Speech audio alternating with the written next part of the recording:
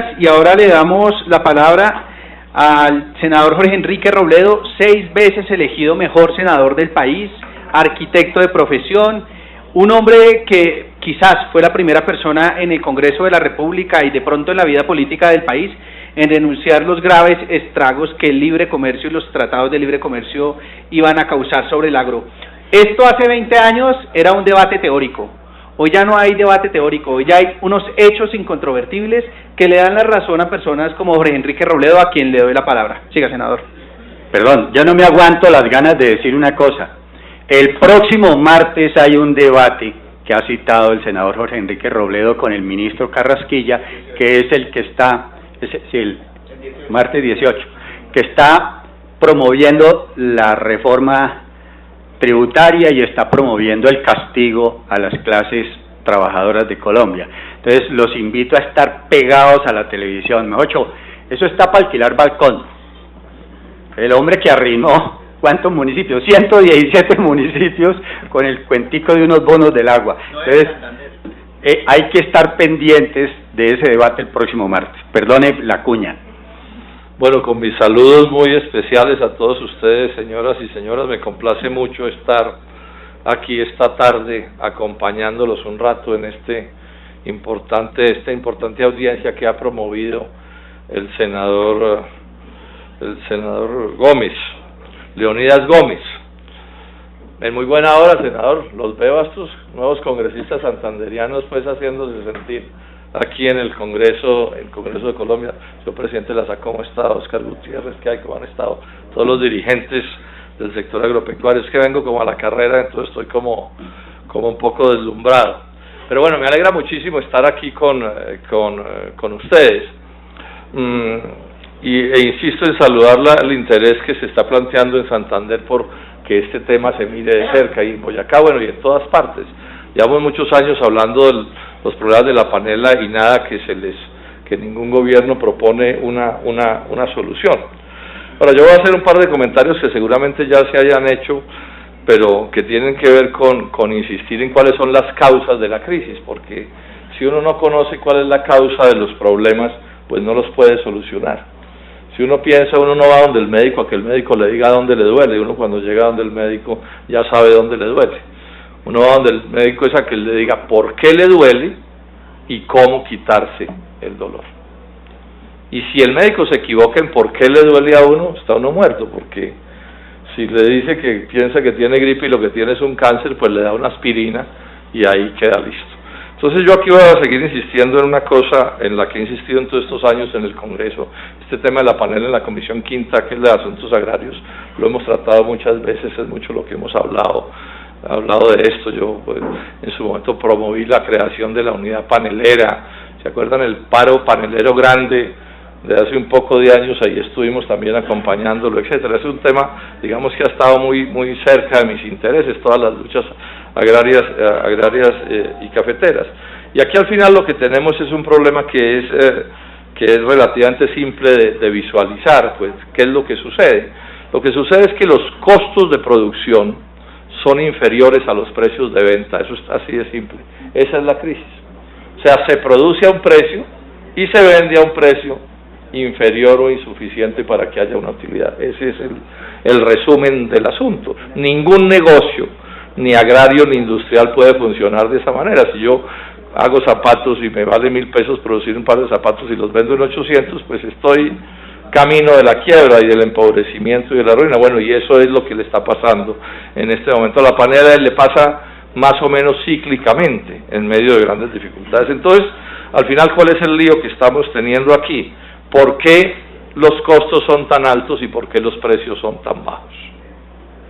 Bueno, los costos son tan altos porque en Colombia realmente nunca ha habido una política preocupada por lograr que los precios del agro sean los que deberían ser. Entonces, si uno observa qué es lo que sucede, entonces los costos aquí, normalmente conseguirse un crédito es bien difícil y entonces está en manos de la usura de los créditos de los proveedores, de una serie de costos que son muy altos. Sí, si se miran los precios de los combustibles, este es un país que paga por impuestos solos a la gasolina, por ejemplo, impuestos del orden del 30%. O sea que cuando uno se gasta 100 pesos en combustible, se puede estar gastando 30 de esos 100 en impuestos, en solo impuestos. Si se mira los precios de los agroquímicos, no tienen ningún control y normalmente están monopolizados, de forma tal que esos vendedores de los insumos sean los que impongan también por ese lado el costo. Si se miran los precios de los fletes, nos tropezamos otra vez con otro problema y así podríamos seguir mirando. Entonces fíjense ustedes, y esto es una cosa muy importante en este debate, y es que los costos, y en eso engañan a los productores, no solo a los paneleros sino a todos, los costos realmente principales no los define el productor. No los define el productor. Por ejemplo, cuando hay revaluación o evaluación dependiendo de las circunstancias, y un día le preguntaba a un ministro de Agricultura, y dice, bueno, pero ¿a qué horas hay que levantarse para compensar una tasa de interés caro o un precio del dólar que no sea el conveniente dependiendo de lo que se esté analizando? O ¿a qué horas hay que levantarse para que la gasolina se la vendan más barata? No depende del productor. En los países donde las cosas funcionan, los costos, el Estado asegura que sean unos costos razonables, porque los subsidien o porque no los subsidien o por lo que sea, pero hay unos costos que son razonables. Bueno, entonces por ese lado ustedes no tienen control de lo que está pasando. Esto es bien importante que ustedes se lo pongan en la cabeza. Claro, ustedes tienen que hacer esfuerzos, y yo que sé que los hacen, y madrugar, y bregar a hacer las cosas mejores, etcétera, pero en últimas no depende de ustedes, ni siquiera el precio del jornal y de la mano de obra depende de ustedes, porque eso está definido por un montón de variables, ¿no? Si empieza la construcción de una vía cerca de una zona panelera, pues los precios suben. Es parte del pleito que hay con la minería, ¿no? Entonces, cuando llega un proyecto minero a una zona, los jornales disparan sus precios y los agricultores sufren porque tampoco controlan ese precio. Y el otro lío que sirve para compensar los costos altos son los buenos precios de venta, pero si no controlan los costos, los precios menos. Sí. En otros países hay precios de sustentación que se llaman, o sea que hay unas garantías mínimas y el productor sabe que por menos de un cierto precio no vende. Eso es común en Estados Unidos y en Europa. En general, en los países donde la economía agraria funciona bien, eso existe. O sea, hay controles a los intermediarios, hay una serie de medidas que hacen que esos precios no puedan caer, pues, hasta donde sea, porque, repito, hay unos factores.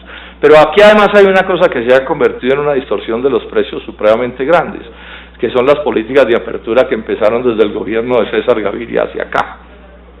Todos estos gobiernos, todos sin excepción, no hay uno que, digamos, pueda expresar el orgullo de sentir que en su gobierno no pasó eso. Todos, no los voy a enumerar para qué. Desde César Gaviria hasta acá, todos sin excepción han mantenido costos altos y han mantenido precios bajos como política general. Eso hay que decirlo también con toda claridad, porque aquí cada 4 años nos echan el cuento de que las cosas van a cambiar y la verdad es que no cambian. Y esos precios bajos o presionados a la baja, yo sé que eso oscila, pero en general las complicaciones están vinculadas a una cosa que algunos llevamos luchando toda la vida. Mi primer artículo contra la apertura y el libre comercio, yo era profesor en esos días en la universidad y lo escribí en febrero de 1990. Y aquí llevo en este congreso 16 años discutiendo sobre eso. El presidente Lasac se acordará. Todo el tiempo diciendo, ese modelo agrario neoliberal no funciona. Cuando empecé estas discusiones, dijeron, no, es que el doctor Robledo está loco. Bueno, ya no se atreven a decir eso porque ya todos tienen que reconocer que no funciona. Por culpa de ese modelo, para que vean que las cosas son bien complicadas, se acabó en Colombia el trigo. Porque es que hay gente que dice, no, esto al final no pasa nada. No, sí pasa. El trigo se acabó. La cebada se acabó. Buena parte de los granos se acabaron. O sea, ya no se produce nada.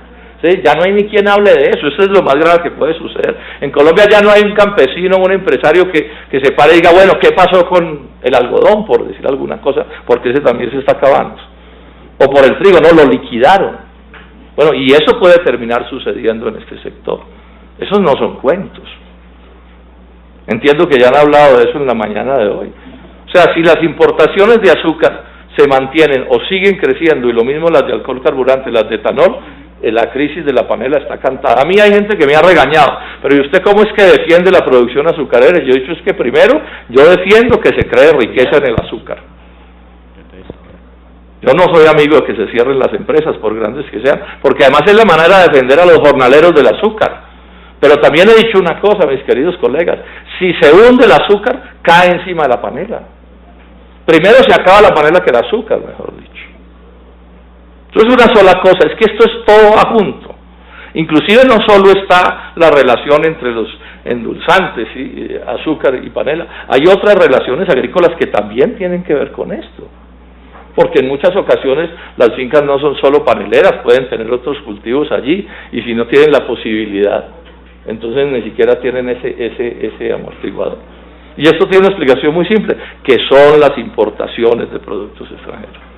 Aquí cuando se aprobó la producción de etanol, no se me olvida, el ministro de Agricultura, el ministro Mejía, y aquí yo le dije al ministro, ustedes van a promover la producción de etanol y van a dar libertad para importar etanol. Me dijo, sí, señor Robledo, pero esto sí es inaudito. Se lo dije en esos días, están engañando a los ingenios azucareros cuando les dicen que la salvación va a ser el etanol, porque no van a poder competir con el etanol norteamericano. Otra vez el senador Robledo estaba loco. Bueno, ahí están las importaciones, no podemos competir con eso.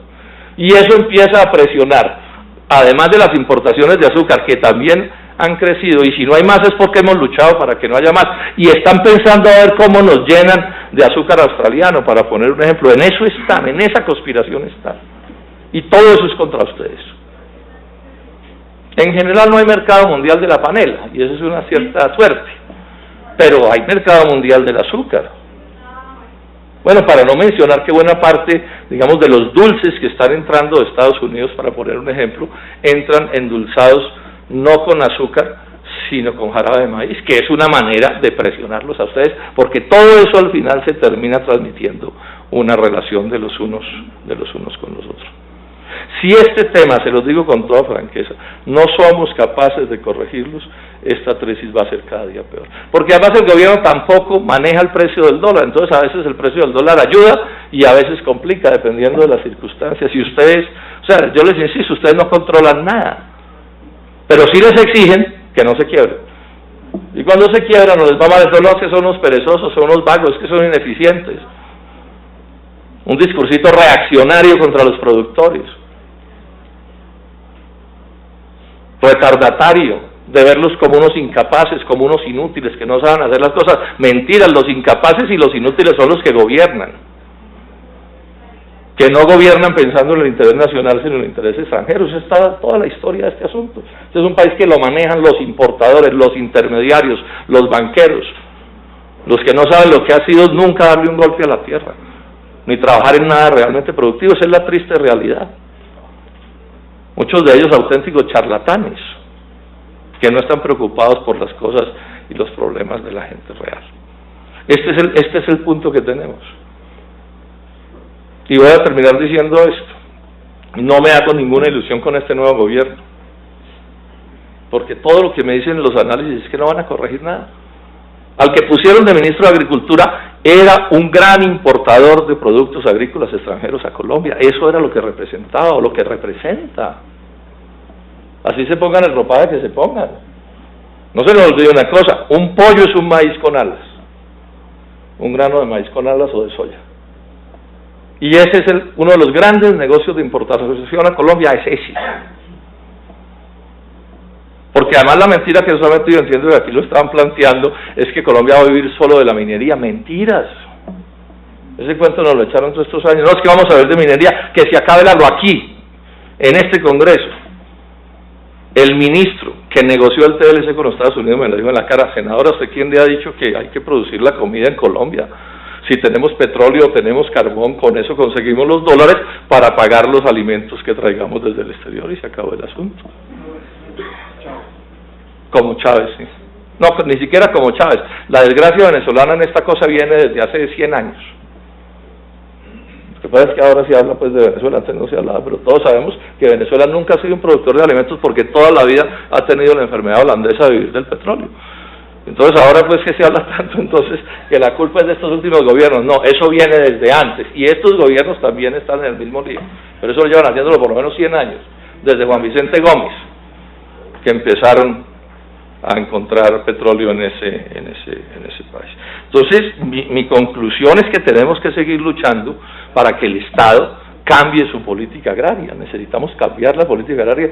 Si no se cambia la política agraria no va a ser posible. Pero les estaba diciendo, este ministro y este gobierno, ¿qué han planteado de cambio? Nada. Le he oído varias intervenciones al nuevo señor ministro, que es que van a reorganizar el Ministerio de Agricultura. Entonces, no sé, un burócrata para un lado, otro para el otro, tercerizar, bueno, unas cosas. ¿Y eso en qué cambia? La política agraria nacional. Otra cosa que le voy a decir por ahí, no, que muy preocupado por la admisibilidad sanitaria, para ver si podemos vender más cosas en el exterior.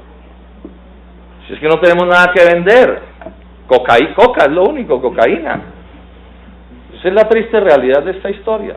El mismo café de hace más de un siglo, el mismo banano de hace más de un siglo, las mismas flores de hace 50 años. Pero además es mentira, la política agraria no debe ser la de exportar. La política agraria debe ser la de sustituir las importaciones. Estamos importando 14 millones de toneladas de productos del agro, es que esto es elemental sentido común. O sea, los colombianos nos estamos comiendo 14 millones de toneladas de productos del agro, que se traen del extranjero. O sea, están los compradores, que es lo más difícil en los negocios, lo más difícil no es producir, sino vender. Entonces, somos capaces de comernos esos 14 millones de toneladas. Y en vez de ver cómo los producimos en Colombia, la genialidad es bregarle a vender una uchuva a un japonés o un aguacate a un gringo, ¿vale? Yo no me opongo a que exportemos, pero no me digan que vamos a reemplazar la producción nacional, el consumo nacional, bregándole a vender una uchuva. En estos días se habló mucho del aguacate. Bueno, en estos días también en California estaban vendiendo 3 aguacates por $1 en las esquinas. No es por ahí. También se lo planteó el señor ministro de Agricultura antes de que se posesionara, o estamos en la campaña electoral. Un gobierno medianamente serio estaría pensando en cómo generar subsidios internos, plata que se está gastando el Estado importando cosas, por ejemplo para bienestar familiar y este tipo de cosas, y convertir eso en producción nacional. Pero bueno, en nada de eso están pensando. Les cuento el panorama para que ustedes entiendan de conjunto qué es lo que está pasando. Termino pues felicitándolos nuevamente, doctores, por haber promovido este evento. Cuenten con que en mi caso y en el del Polo Democrático pues estamos con ustedes en esta lucha, los acompañamos en todas, hasta en las carreteras. Lo digo con toda claridad. O sea, hay momentos en que hay que luchar, y nosotros somos solidarios con esa lucha, porque si la gente no la atiende de otra manera, ¿qué se hace? Esa es la triste realidad. Yo en eso soy franco y soy directo, y yo sé que sobre esto hay debates y que se hagan. Porque es que aquí no puede ser que entonces la teoría es que a rajatabla usted tiene que tener un modelo agrario que no funciona. Y acomódese como pueda. Relájese y disfrute, el viejo chiste, ¿no? Entonces, al que están violando, y entonces la gran solución es no, relájese y disfrute. Háganme el favor. Esa es la triste historia en la que estamos. Insisto en la importancia entonces de adelantar esta lucha. Si ustedes tomarán las decisiones que haya que tomar, lo que haya que hacer, pero lo cierto es que la política agraria del gobierno nacional en Panela y en todo es una política que no le sirve a Colombia, y ahí están demostradas las realidades. Estas son las tristes realidades en las que estamos, y si los dejamos van a acabar con todo. La leche se va a acabar en Colombia, está sentenciada a muerte. El arroz se va a acabar en Colombia, eso lo sabe la SAC bien. No podemos competir. El gran anuncio del ministro de Agricultura de esos días fue facilitar otra vez las importaciones de arroz peruano.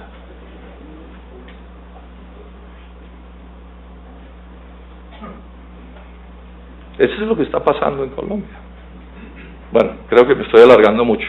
Muchísimas gracias. Recuerden que están prohibidos los aplausos, pero nos halaga muchísimo que el senador Robledo nos haya ilustrado de esta manera magistral, como quiera que es uno de los fundadores de Salvación Agropecuaria, y nos ha creado un marco general de la crisis de la panela dentro del contexto de todo lo que le está pasando no solamente a este reglón de la producción, sino a todo el reglón agropecuario. Y nosotros no somos, los paneleros no son un sector aislado, sino la crisis es producto de un modelo de política equivocada que le impusieron a la brava al país y contra el cual nosotros queremos manifestar nuestra inconformidad, porque se puede gobernar de otra manera y hacer que toda la riqueza de nuestro país genere prosperidad y genere bienestar, y no como ahora, que vamos como el cangrejo, de para atrás. Continúe, Sergio. Muchas gracias, senador Robledo, por su intervención. En Estados Unidos el tema de la soberanía alimentaria es un asunto de seguridad nacional y acá para estos gobiernos es un asunto de más.